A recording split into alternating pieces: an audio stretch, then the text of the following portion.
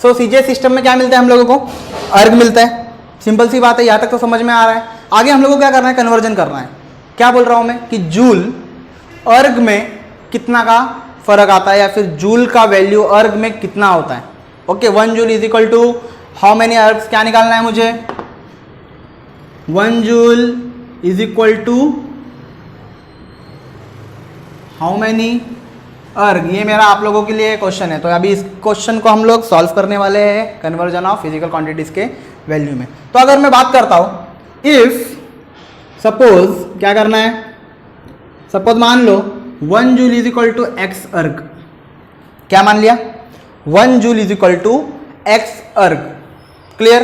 तो सबसे पहले डायमेंशन तो चाहिए, डायमेंशन एनालिसिस किया है हम लोगों ने। तो चलिए वर्क के डायमेंशंस निकालते हैं। आ जाओ यहाँ पे मैं बता देता हूँ वर्क का डायमेंशन क्या मिलता है। ओके, तो वर्क का डायमेंशन है, सबसे पहले वर्क का फॉर्मूला होता है force into displacement. Work is what, force into displacement. Clear. तो अब यहाँ पे और एक फॉर्मूला मिलता है आप लोगों को। फोर्स क्या होता है, मास इंटू एक्सीलरेशन। फोर्स क्या होता है, मास इंटू एक्सीलरेशन। साथ में डिस्प्लेसमेंट मतलब क्या होता है, लेंथ की बात कर रहा है वो। ओके, डिस्प्लेसमेंट क्या होता है, लेंथ में होता है, मीटर्स में किया जाता है। Force is equal to mass into acceleration into displacement. तो मास को हम लोग लेते हैं किसमें, केजी में लेते हैं। मास का क्या है कन्वर्जन, केजी है। एक्सीलरेशन का क्या है, मीटर पर सेकेंड स्क्वायर है, मीटर पर सेकेंड स्क्वायर है। क्लियर। और थर्ड जो लेंथ के बारे में, तो वो तो हम लोग मीटर में लेते हैं। किस में लेते हैं, मीटर में। तो ये कन्वर्जन के हिसाब से अगर देखा जाएगा तो आपका आंसर क्या आएगा, और answer will be dimension analysis LMT। क्या है, LMT। लेंथ कितनी है, 1 2। कितना आया लेंथ, 2। मास कितना है, केजी, 1 आया। क्लियर। थर्ड क्या बच गया, ये भी कंप्लीट हो गया। क्या बचा, टाइम। नीचे है तो इसको हम S⁻² लिखते हैं। तो यहाँ पे क्या मिला आप लोगों को, L2m1t-2। ये आपका वर्क का डायमेंशन है। इसी चीज को आप लोगों ने थोड़ी देर पहले हम लोगों ने लास्टली सीखा था। मैं बता देता हूँ उसको कैसे सॉल्व करते हैं। ओके, तो डायरेक्टली निकाल दिया है मैंने। आप लोग क्या करोगे, mass into acceleration into displacement. तो मास का क्या होगा, LMT। मास कितना आया, 1 आ गया, बाकी की चीजें 0। एक्सीलरेशन क्या होता है, मीटर पर सेकेंड स्क्वायर। फिर से LMT। मीटर कितना होता है, लेंथ 1 हो गया, t का स्क्वायर मतलब ये -2 आ गया। फिर से डिस्प्लेसमेंट के बारे में बात करेंगे। किसके बारे में बात कर रहा हूँ, डिस्प्लेसमेंट की बात कर रहा हूँ। तो डिस्प्लेसमेंट क्या होता है, मीटर में आता है। ये बाकी की चीजें क्या हो जाएगी, 0।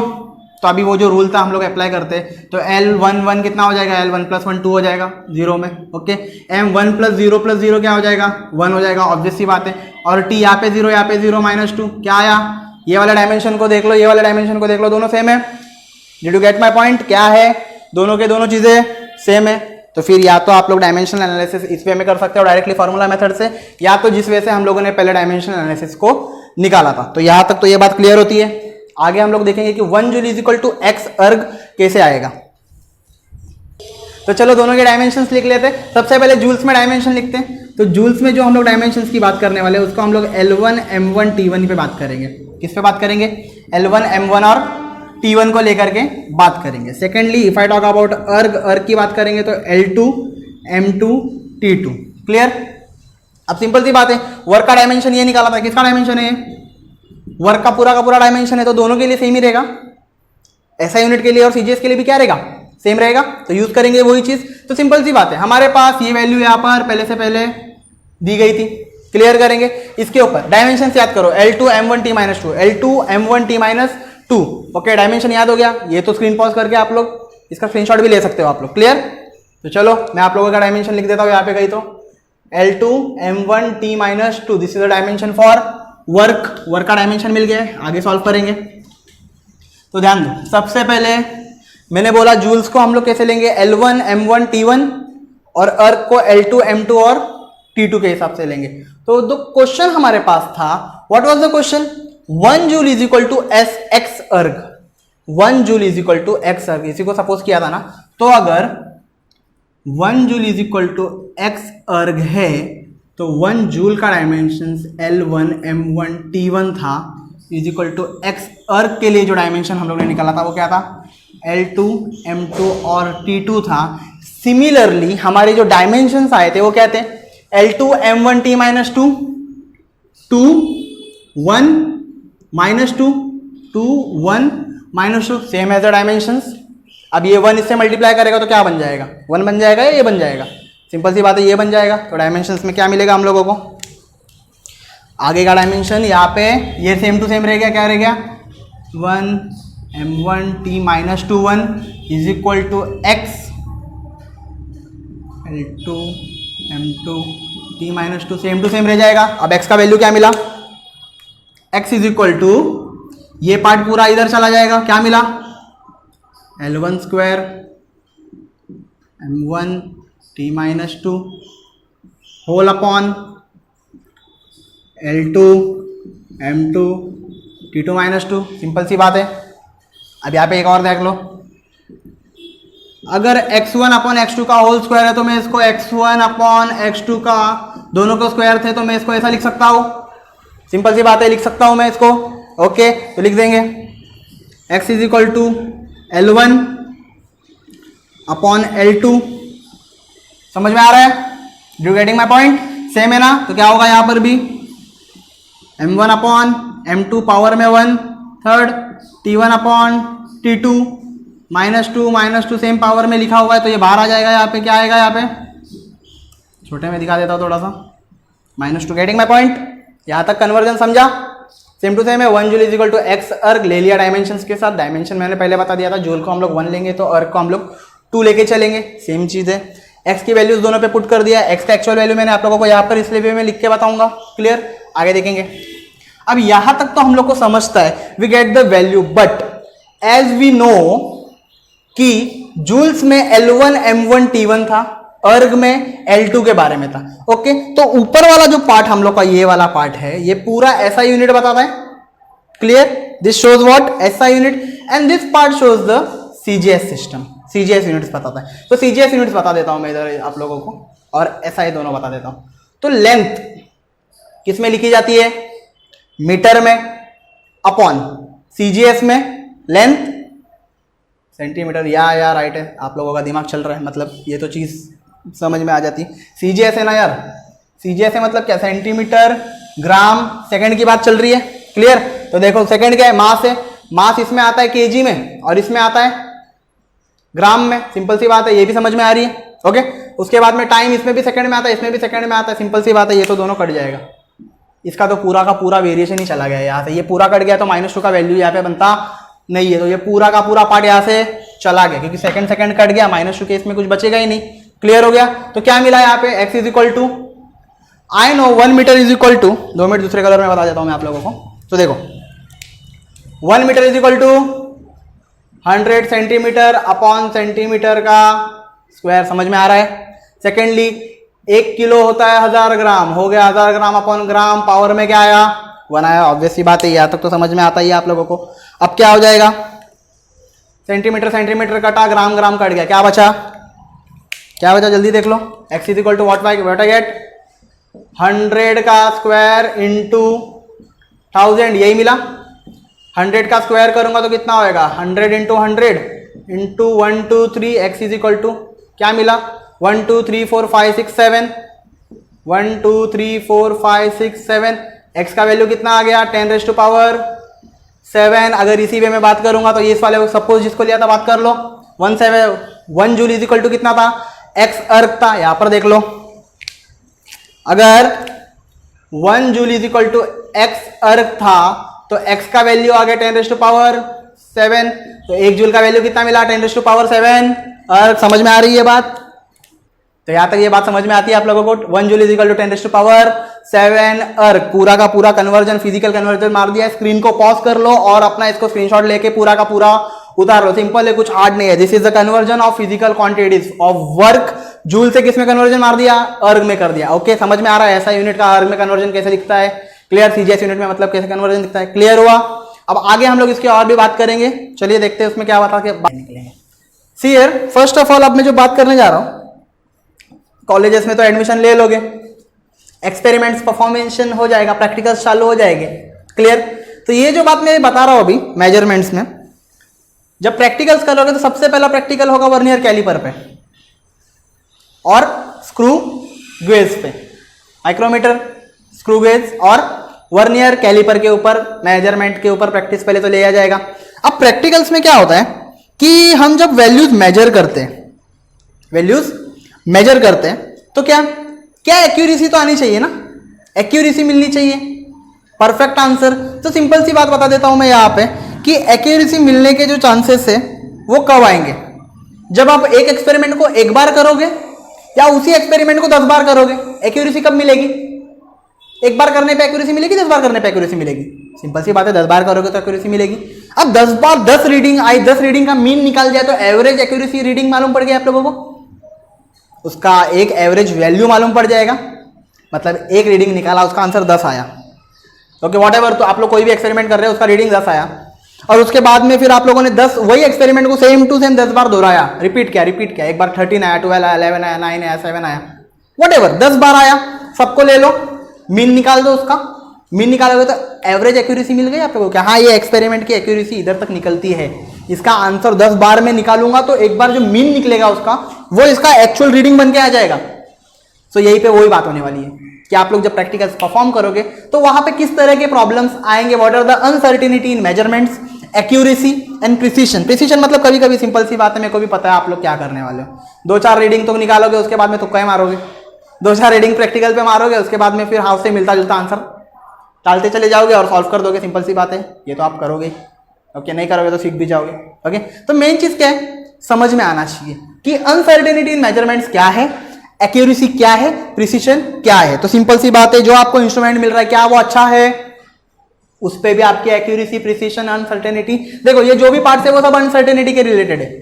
ये सब अनसर्टेनिटी जिस वजह से क्या होता है, करने वाले एक्सपेरिमेंट में एरर आ जाता है। एरर एक बहुत बड़ा टॉपिक है IIT JEE और नीट के लिए, एरर का सबसे बड़ा टॉपिक है।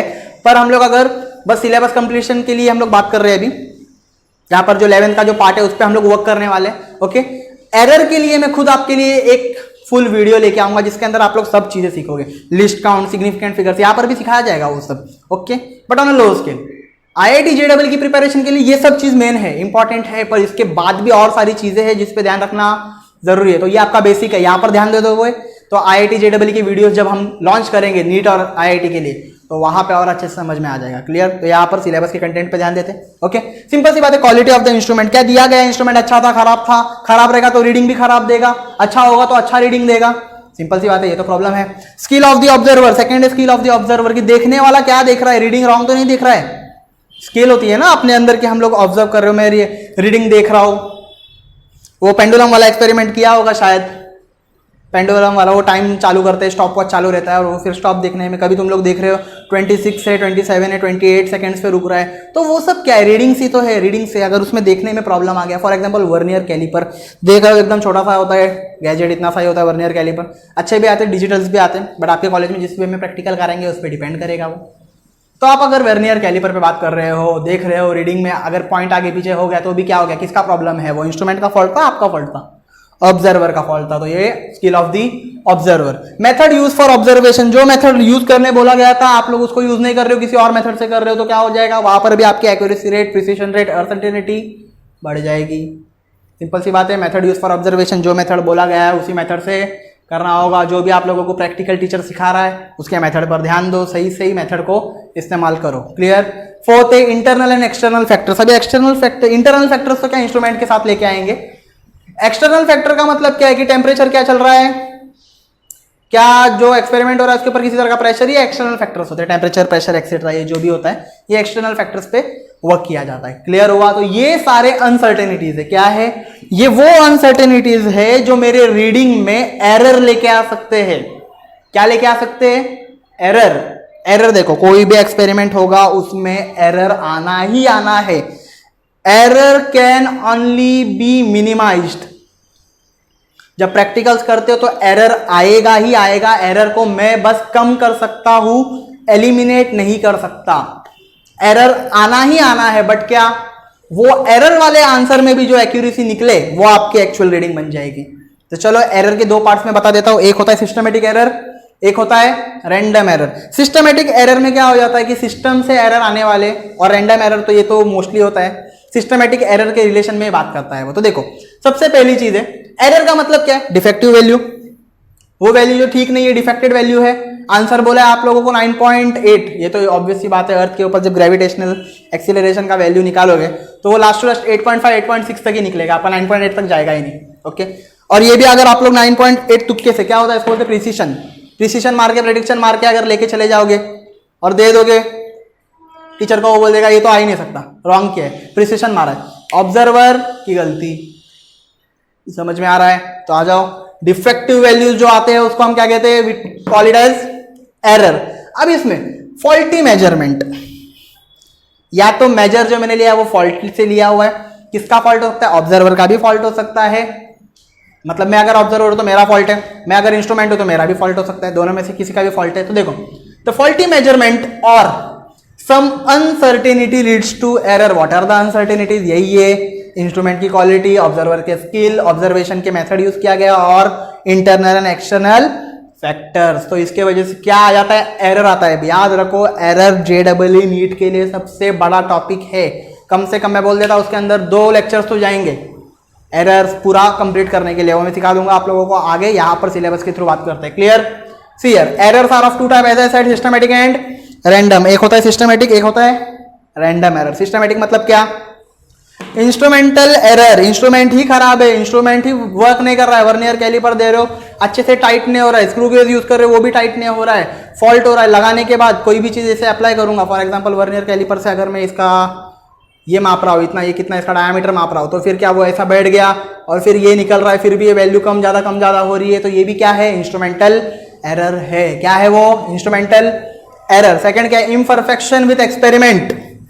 एक्सपेरिमेंट में इम्परफेक्शन आना, रीजन क्या है, error due to defective setting, आपने सेटिंग क्लियर नहीं की थी, सेटिंग जैसी लगानी थी वैसी सेटिंग नहीं की है, तो भी क्या आएगा, सिस्टमैटिक एरर आएगा। थर्ड है पर्सनल एरर। पर्सनल एरर मतलब पर्सनल तो मेरी बात हो गई, मैंने देखा नहीं क्लियरली, वैल्यू 10.3 था मैंने 10.1 लिख दिया, वैल्यू 7.6 था मैंने 7.2 लिख दिया, वैल्यू 3.4 था तो मैंने उसको 4 ही लिख दिया। किसका एरर है, प्रॉब्लम किसका है, पर्सनल एरर है मेरा, ऑब्जर्वर का है, तो क्या लिखेंगे, due to fault in observer. Okay, अब रैंडम एरर कब आता है, ये तो सब सिस्टमैटिक एरर्स की बात थी। रैंडम एरर तब आता है जब हम सिस्टमैटिक एरर्स को कम करने जाते हैं, मतलब ये एरर को कम करने जाएंगे तो ये एरर आएगा, रैंडम एरर। रैंडम एरर आना ही है, comes when we try to minimise systematic error. कब आता है, जब मैं सिस्टमैटिक एरर को मिनिमाइज करने की कोशिश करता हूं तो क्या आता है, रैंडम एरर आता है। This errors can not be completely remove. मैंने पहले ही बोला, जो रैंडम एरर्स आता है, जो एरर आता है सिंपल सी बात है, उसको बस मिनिमाइज कर सकते हैं, कम कर सकते हैं, पर एलिमिनेट नहीं कर सकते। वही यहां पर बात कर रहा है, this errors can not be completely remove, we can just minimise it, उसको बस कम किया जा सकता है। तो यहां पे सारी चीजें क्लियर कर दी। प्रैक्टिकल बेसिस का नॉलेज है, ये आपके लिए सबसे वर्किंग पार्ट है। प्रैक्टिकल्स में बैठोगे तो यही सब पहले सिखाया जाएगा, तो ये वीडियो आपके लिए सबसे ज्यादा इंपॉर्टेंट पार्ट है। जब भी प्रैक्टिकल्स के लिए बैठोगे तो यही एरर्स आना ही है। एरर्स नहीं आने के लिए क्या, इसीलिए तो कहा जाता है टेक एटलीस्ट 5 रीडिंग। 10 तो कोई लेता है, मैक्सिमम 5-6 रीडिंग तो उसकी ली जाती है, जिससे कि क्या आंसर एक्यूरेसी पे बैठे। किस पे बैठे, एक्यूरेसी पे। क्लियर? तो अब इसके कुछ वैल्यूज भी है, फॉर्मूलेज भी है, इसके कुछ थ्योरम्स तो नहीं होंगे, सिंपल सी बात है, ऐसे फॉर्मूलेज बनाए हुए, तो उन फॉर्मूलेज पे बात करते चलिए। Let us study the estimation of error. Estimation of error क्या मतलब, एरर को कम करना। किस वे में करेंगे, सिंपल सी बात है, मैंने बोला एक एक्सपेरिमेंट परफॉर्म कर रहे हैं, एक रीडिंग में ज्यादा एक्यूरेसी आएगी, 10 रीडिंग में एक्यूरेसी आएगी, 10 रीडिंग के मीन में ज्यादा एक्यूरेसी आएगी, सिंपल सी बात है। तो चलो कि मैंने एक एक्सपेरिमेंट परफॉर्म किया, इन सम एक्सपेरिमेंट मुझे reading I A1, A2, A3, A4 so on AN तक की रीडिंग आ गई, तो मैं उसका मीन वैल्यू कैसे निकालूंगा, सिंपल सा फॉर्मूला है, जैसे हम लोग मीन निकालते, यही तो फॉर्मूला था 10 स्टैंडर्ड स्टैटिस्टिक्स। यही चीज मीन का वैल्यू के बारे में हम लोग सीख रहे थे। ओके, एवरेज वैल्यू जिसको बोलते हैं, तो ए मीन इस वैल्यू से आएगी। क्लियर? ये साइन पे ध्यान दो, this sign is known as summation. Summation का मतलब क्या करना, सम करना, ऐड कर देना। ओके, तो ए मीन का फॉर्मूला क्या है, 1/n sum of ni is equal to 1, मतलब क्या 1 2 3 जितने भी n नंबर्स बैठेंगे वो सब डाल दो और ये सॉल्व हो जाएगा। क्लियर? तो यही भी फॉर्मूला वही बनेगा, sum of ni is equal to 1 ai upon n, that's it, sum value of this. तो ये वाला फॉर्मूला यूज करो, ये वाला फॉर्मूला यूज करो, दोनों एक ही बात है, बट डायरेक्टली आंसर इससे फटाक से आ जाएगा। ओके, जब आप लोग प्रैक्टिकल बेसिस करोगे तो वहां पर सिखाया जाएगा कि ये फॉर्मूला का इस्तेमाल किस वे में करना है। डायरेक्टली होता है, बस वैल्यूज पुट करनी होती है, जो भी आपको वैल्यू आएंगे ओके, दैट्स इट, आंसर वहां पे निकल जाएगा। अब यहाँ पे सबसे पहला पार्ट एब्सोल्यूट एरर, कि एक्चुअली एरर कितना आ रहा है। तो वो क्या होता है, difference between the mean value, कौन सा जो आपका मीन वैल्यू आ रहा है, ए मीन वैल्यू, और एक इंडिविजुअल वैल्यू में। ओके, और ये वाले वैल्यू में और ये वाले वैल्यू का अगर जो डिफरेंस निकलेगा, जो इसका डिफरेंस निकलेगा वो हो जाएगा आपका एब्सोल्यूट एरर, कि उतना एरर आ रहा था कि मीन का वैल्यू समझो कि A1 का आंसर 7 आ गया, मीन का वैल्यू 10 है, तो 10 माइनस 7 कितना है, एरर कितने का निकल रहा है, 3 का एरर निकल रहा है। कभी समझो कि मीन का वैल्यू अगर समझो 9 है और इसका वैल्यू कितना आ गया समझो 8.5 है, तो 9 माइनस 8.5 मतलब क्या, 0.5 का एरर आपको यहाँ पे मिल रहा है। एब्सोल्यूट एरर कितने का है, 0.5 का। तो इसका फॉर्मूला क्या होगा, सबसे पहली बात, absolute error is denoted by the symbol delta.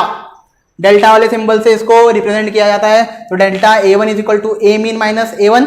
तो वैसे मैं अगर A1 A2 इंडिविजुअल नहीं AN टोटल के लिए मारूंगा तो यहाँ पे क्या लिखूंगा, फॉर्मूला AN के लिए निकालूंगा। Delta AN is equal to mod of A mean minus AN। Mod डाला है, मॉड का काम क्या है, हर एक नेगेटिव वैल्यूज को क्या कर देना, पॉजिटिव में कन्वर्ट कर देना, और पॉजिटिव वैल्यू पॉजिटिव में रह जाती है।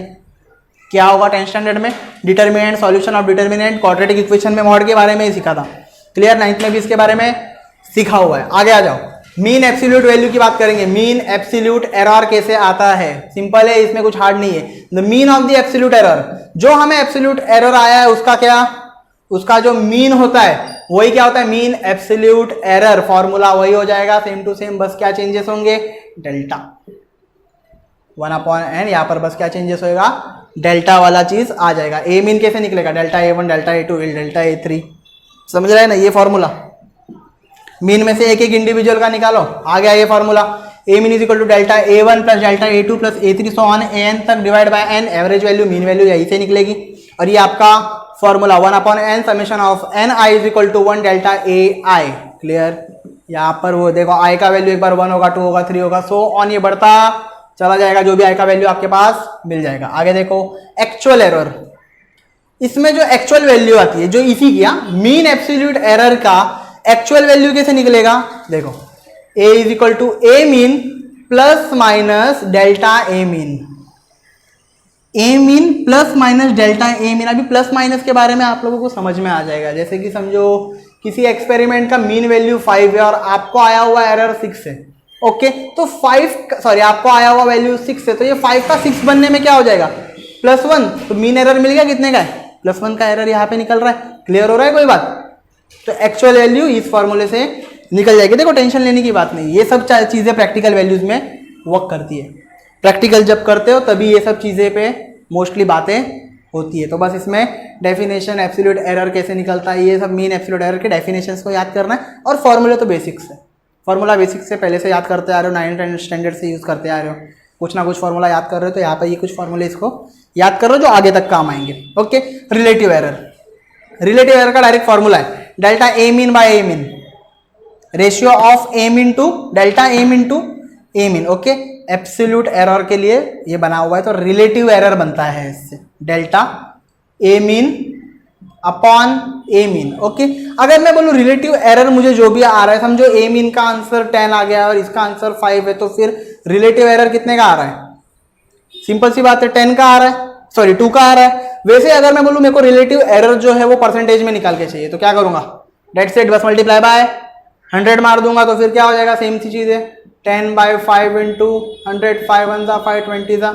तो क्या हो गया, एरर कितने परसेंट का आ रहा है, रिलेटिव एरर 200%। देखो ऐसा तो कुछ आता है नहीं वैसे।